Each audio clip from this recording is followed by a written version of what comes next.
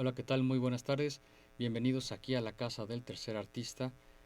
Y el día de hoy queríamos tener un programa con muchas otras cuestiones, pero creo que lo más importante es ver que el día de mañana es 12 de diciembre y como 12 de diciembre es día dedicado a nuestra Santísima Madre de Guadalupe, entonces mejor vamos a ofrecer un programa especial dedicado a nuestra Madre, la Virgen María, en su advocación Virgen de Guadalupe. Y como siempre vamos a empezar con una pequeña oración para que Dios nos ilumine, el Espíritu Santo nos dé su luz y podamos empezar bien esta pequeño diálogo. En nombre del Padre, del Hijo, del Espíritu Santo. Amén. Ven Espíritu Santo, llena los corazones de tus fieles y enciende en ellos el fuego de tu amor. Envía Señor tu Espíritu Creador y se renovará la faz de la tierra. Oremos. Oh Dios que has iluminado los corazones de tus hijos con la luz del Espíritu Santo, haznos dóciles a tus inspiraciones para gustar siempre del bien y gozar de tu consuelo por Cristo nuestro Señor. Amén. Pues bien, a mí siempre me ha gustado investigar no solamente la historia que nos dicen, sino ver cuestiones alternativas al respecto. Y bien, si podemos ver acá tengo un folleto que dice el Nican Mopowa, que significa aquí se dice o aquí se menciona. Eso es lo que significa del náhuatl. Y empecé a tratar de entender cuál es la historia de nuestro México en ese año de la aparición. Y en qué concepto estábamos, ¿no? Muchas cosas que ahí se viven en esa época. Estamos hablando de ya casi 500 años. Por 10 años ya estamos a 500 años. Esto significa que esto fue ahí del 1531. Cerca de diciembre de 1531 fue cuando llegó se hizo la primera aparición de la Virgen de Guadalupe a Juan Diego. ¿Y qué estaba pasando ese año? Pues 10 años antes teníamos a los españoles, una guerra que existió entre los antiguos habitantes, los indígenas de ese momento, y los españoles, 10 años de pura guerra. Por fin hubo paz. Y en ese punto de esa paz que ya empezaba a vislumbrarse para ese 1531 es cuando suceden las apariciones. Digamos que hoy no estamos en una época muy, estamos ahora sí que en guerra contra virus, ¿no? Pero es ese posible como desesperanza que uno puede llegar a tener y simplemente necesitamos asirnos a nuestra Santísima Madre. Y nos está mencionando a través de estas apariciones que está con nosotros, que ve por la iglesia en todo momento, que no nos ha dejado de mimar, de cuidar, de darnos su apoyo, su maternal protección. Y se lo menciona en todo tiempo a Juan Diego. Cada uno de nosotros tendremos que vernos en Juan Diego, en todas las actitudes que tomó Juan Diego, desde el primero. Primero es una persona ya de edad avanzada que va a, a su catecismo. Entonces está caminando grandes cantidades pues eran varias montañas las que tenía que cruzar antes de que llegara a su catecismo. ¿Sí? Tenía ese deseo de conocer más. ¿Sí? No solamente lo que él había tenido, él tuvo toda la formación de, de indígena que debía tener. O sea, conocía todos los elementos, conocía las deidades, conocía pues cada cosa que se encontraba ahí con los con pues de nuestra antigua Tenochtitlán, ¿sí? Digamos, debía conocer al dios Tlaloc, debía conocer a cada uno de los dioses nuestros, de nuestros antepasados. Y resulta que luego llegan los españoles con esta evangelización y le empiezan a dar una nueva forma, a este nuevo sentido, nuevas cosas aquí a la gente, y él estaba ávido de aprender. Tanto era así su deseo, su avidez, que no le importaba caminar más de 30, 40 kilómetros, ida, y después de la formación, regreso. Regrésate a tu casa, ¿no? Y pues pasaba por el cerro de Tepeyac, cuando escuchó pues a los pajaritos, algunas canciones de trinos muy agradables que eran inusuales. Imagínate que vas ahorita en esta época, con el frío que hace ahorita por esta época, caminando por las montañas y empiezas a escuchar cantos, pues él estaba acostumbrado a pasar por ahí, y que luego escuchar esas canciones tan hermosas con estos pajaritos, y después se hace un silencio y escucha Juanito, Juan Dieguito, era la Virgen que lo estaba llamando. Y él, en lugar de sentir miedo, avanzó, llegó hasta donde estaba la Virgen de Guadalupe para darle el mensaje que quería. Entonces, acá lo rescatable de esta primera parte es, uno, la sencillez, la humildad de Juan Diego. Eso es algo tremendamente importante. Si nos remontamos a nuestro Señor Jesucristo, ¿a quién eligió? Pues no eligió a gente docta, gente que sabía mucho, gente que pues eran letrados y conocían lenguas. Realmente se fue por los más humildes. Pedro, que fue la cabeza, el primer papa, pues era pescador. Hasta en la Biblia dice que en ocasiones cuando pescaba estaba desnudo.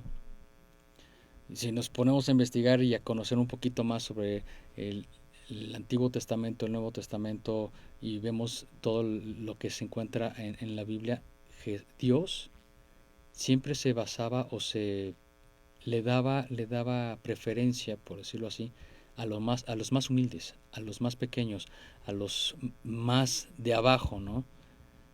Fue el caso de David, fue el caso de muchos profetas, que sé yo por qué. Y acá le pasó a Juan Diego exactamente lo mismo.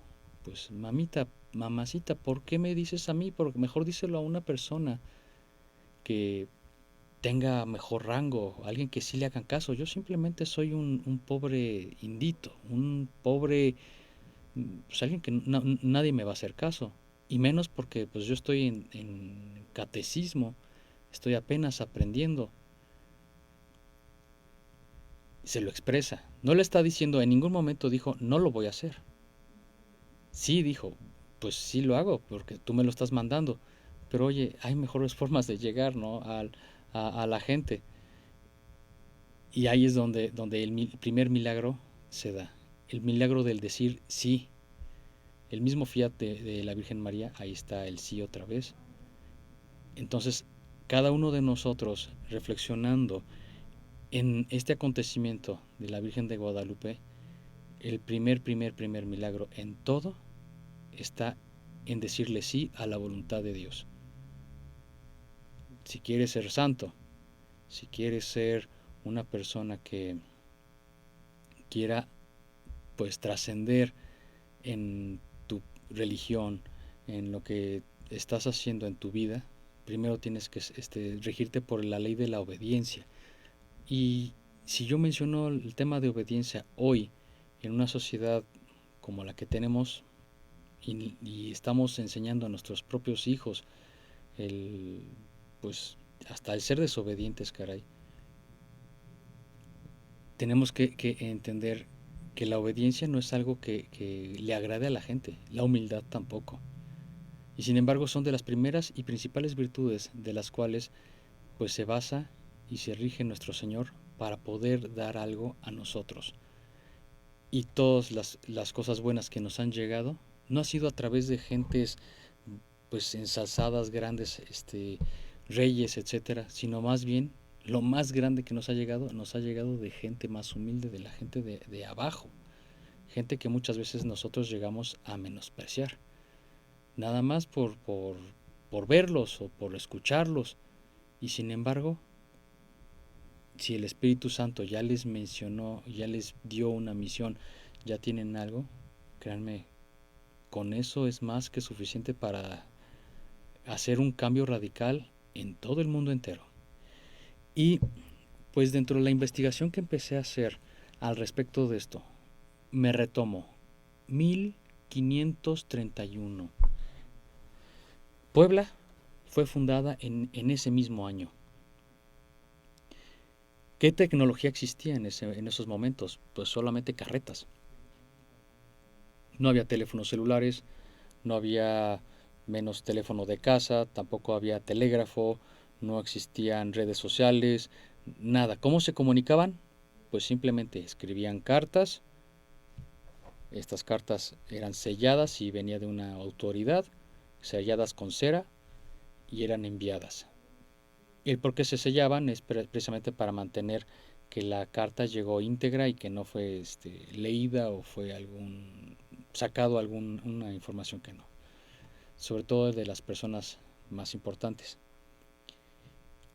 Las cartas, si tenían que ir de la Nueva España a la España, pues tenían que tardaban meses en lo que iba la cartita, llegaba al rey, hasta que el rey le hacía caso a la carta, porque no era que me llegaba la carta inmediatamente ya estaban respondiendo y ya vuelve a mandar de regreso. Muchas veces las cartas eran largas, unas cartas de mínimo 5 hojas, llegaban a ser hasta, vaya, cuántas hojas de puro manuscrito, leerlas, ir respondiendo cada parte y después la carta iba de regreso. Y en ese momento creo que no existía ni Didi, ni Uber, ni cualquier otro tipo de sistema. Eran personas que iban muchas veces a pie. Desde Veracruz, en ese momento el puerto más importante, todavía sigue siendo un puerto importante, claro que sí. Y si era una cosa muy importante, existían los corredores, los que iban con el mensaje, pero vámonos, rápido, ¿no? Entonces ya podía llegar la información rápida. Si no, pues tardaba en lo que las carretas subían, los días que pasaban en algún hospedaje y continuaban hasta que llegaba a su destinatario. Y hasta que encontraran incluso al destinatario, ¿sí? Esa era la tecnología de hace más de 500 años. Retomando, ¿por qué digo esto y por qué quiero decirles esto? También he encontrado en internet gente que no cree en la Virgen de Guadalupe. Dicen, fue un pretexto, fue algo que fue inventado, fue algo que las personas hicieron para que se convirtieran muchos indígenas. Bueno, vamos a retomar esto. Si yo me pongo a entender en Nicamopowa, me pongo a entender pues libros pequeños como pues estos son libros de consulta de más de 600 hojas. Simplemente se llama Calles de Puebla y menciona cómo se creó Puebla, el logo y todo eso. Las investigaciones eran así, no eran Google. Así es como se deben de hacer y cómo funcionan mejor. Forma mucho lo que hay aquí adentro. La importancia de esto es aprender a investigar. Si realmente estoy convencido de que fue un invento, bueno, desmiénteme. ¿Cómo es posible? En un momento donde no existían los rayos X todavía desarrollados, donde no existía una astronomía donde pudiéramos nosotros conocer los astros, pero vistos de arriba hacia abajo, no de abajo hacia arriba. Nosotros en ese momento solamente había unos telescopios y podías ver más bien desde tu punto, desde abajo hacia arriba. Hasta ese momento no existía ningún viaje hacia la luna, no existía tecnología para eso, no había computadoras. Ajá. Y muchas cosas de las que tiene la tilma de Guadalupe con la imagen de la Virgen de Guadalupe son inexplicables y a nuestra fecha siguen siendo inexplicables. En ese momento tampoco existían impresoras y menos impresoras láser que al mínimo detalle te pudieran imprimir algo. Tampoco existían técnicas de pintura o formas de pintura alguna, y todavía no existen formas de pintura que te puedan dar lo que se encuentra hoy en esa tilma. Entonces, a estas personas que constantemente están pues tratando de decir que no es verdad, les invito a que investiguen, a que antes de que hagan un blog o hagan alguna red social al respecto de esto, puedan investigarlo. Esa es una invitación que les va a dar mucha luz y que lejos de decir, chin, estoy mal, es decir, ok, perdón, me equivoqué, pero aprendí algo y me doy cuenta que efectivamente tengo a alguien que me está cuidando desde el cielo. Están viendo por nosotros y que quieren de nosotros la salvación. Esa es la parte más importante y lo tenemos aquí en México. La única pintura celestial que tenemos en todo el mundo está aquí. Esa es una cosa, una gran bendición. Retomo la parte de la investigación.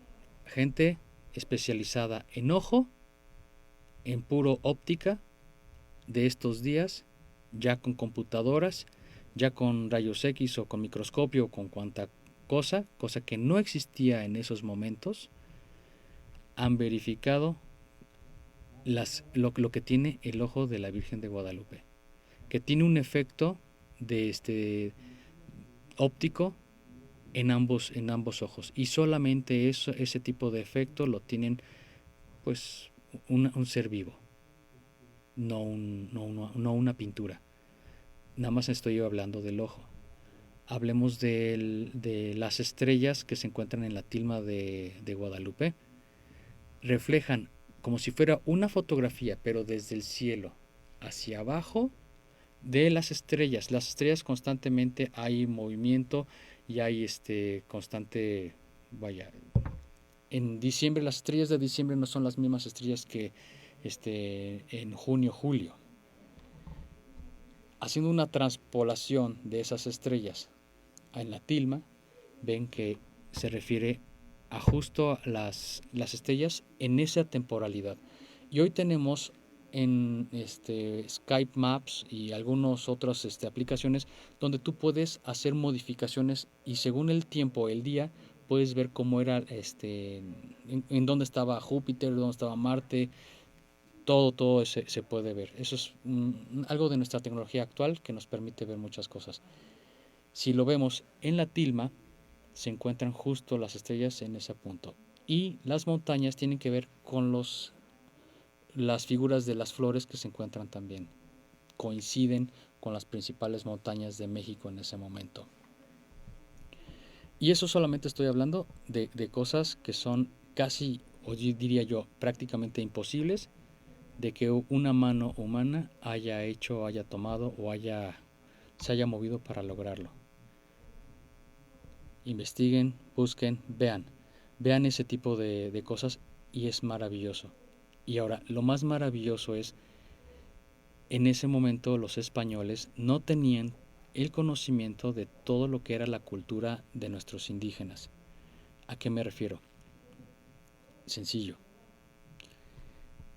Si una mujer se peinaba ¿cómo se llama?, de pelo largo y se dejaba pelo largo, significa que era una niña, pues una niña como tal, una virgencita. Si se ponía el pelo con trenza o se ponía de alguna otra forma, significaba que ya estaba en un compromiso o que ya estaba casada.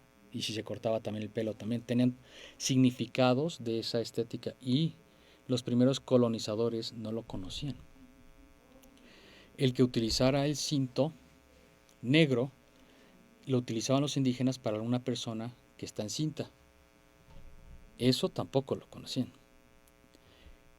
Y eran elementos que ellos mismos fueron viendo y los significados empezaron a llegarnos más adelante, hasta que los mismos indígenas simplemente al ver la imagen era más elocuente ver la pura imagen que generó una conversión masiva.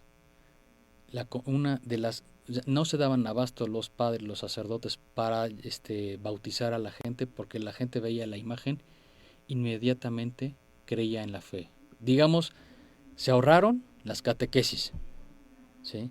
Estaban diciendo, una persona vestida del sol, que tenía los elementos de ser la madre de Dios, porque justo ahí se ve, hay un un elemento que habla sobre el dios como lo dibujaban los antiguos aztecas ahí mismo.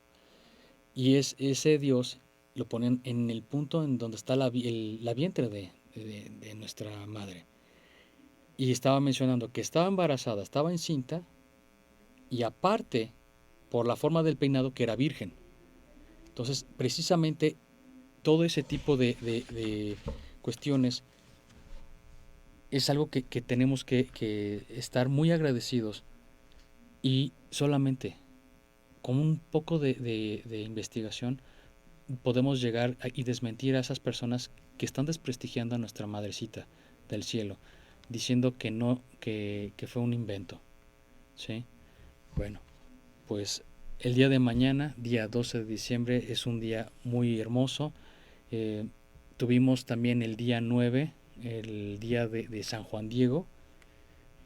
Me gustó algo que me dijo un amigo muy querido, un amigo mío me dice, ¿por qué hicieron a Juan Diego santo? Pues muchos dicen, no, pues porque la Virgen estuvo con él. Y me dice, no, el Papa Juan Pablo II mencionó, hoy hacemos santo a Juan Pablo II por lo que hizo después de que de lo de la tilma. Y eso que hizo él después significa que fue un apóstol que se dedicó día y noche a seguir predicando el Evangelio, a seguir ayudando a sus hermanos indígenas a la conversión. Y eso fue lo que lo hizo una persona fiel, una persona que fue, digamos, el primer comunicólogo de las Américas efectivo, que llevó a muchas personas a la conversión, a estar en la fe católica. Pues hasta aquí el programa del día de hoy, ya que el tiempo ha sido muy limitado y les agradezco muchísimo. Yo estoy feliz cada vez que veo la imagen de la Virgen de Guadalupe, a mí me brinda una paz, una tranquilidad. Es algo tan hermoso que simplemente verla caes en meditación. Y esa es mi invitación. Oren, recen, mediten. Vean la imagen y llénense de esa paz que tanto necesitamos en un mundo que está cayendo en mucha violencia. Muchas gracias.